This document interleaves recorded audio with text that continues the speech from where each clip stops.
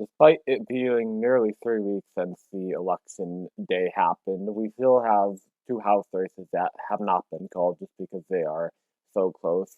One race that we've talked about a lot is the Lauren Boebert versus Adam Frisch split race in the Colorado 3rd District that's gotten a lot of national attention just because of the high profile of Lauren Boebert, and the numbers there have not changed in a while.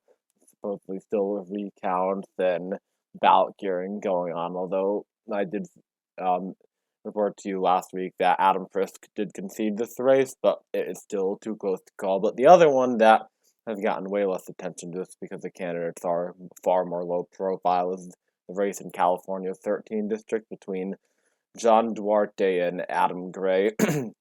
In this race, separated by just under 600 votes, the Republican Duarte winning currently by 593 votes was over 95% in. Exactly how many ballots are left to count is still unclear to this point, but as we can see on the side that if Republicans hold this seat and they hold the Lauren Boebert seat, it would give them a 4-seat majority, which is a far more commanding control than a 2-seat majority if both of these races flip, or if just one of these races flips. 3 seats is obviously a 3-seat majority is obviously worse for them than a 4-seat majority. So the question now is, okay, when are we actually going to know whether they will be able to maintain the seat, or whether Democrats will be able to flip it.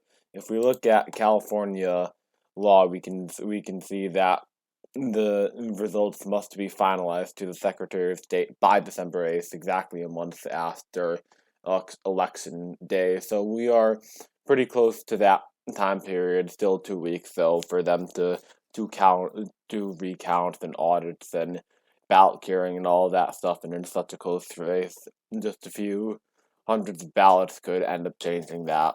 And and the website goes on to say that the results will be certified on the 16th, 8 days after. So, in theory, we should know before the new Congress gets sworn in. But there are some cases where a House rep won't get sworn in until after the new Congress. This happened last year.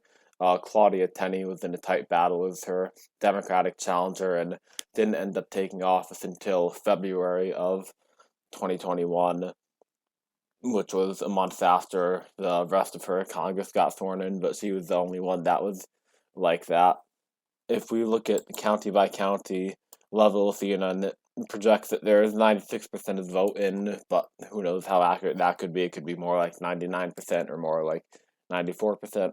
We don't really know, but looking at the county by county level, as we have been doing, this looks pretty manageable for Gray. The big one is Stanislaus County, where Gray is winning by 4 points, and we still got 10% of the vote in there, so that'll net him probably a few hundred more votes. And then Merced County, which is the actual biggest one, 95% in, about the same margins, but just more numerical votes will be coming in there for Gray. And then San Joaquin, not too many people, not in close margins, not that relevant to talk about, and these other two counties where the Republican Duarte is leading, both 95% in, few hundred more votes there for the Republicans. So who knows how this will play out if these margins change percentage wise, and whether these estimations are correct based for how many votes remain. But we will be keeping our eye on this race, and hopefully, if everything goes correctly, we will know by December 8th who ends up winning this.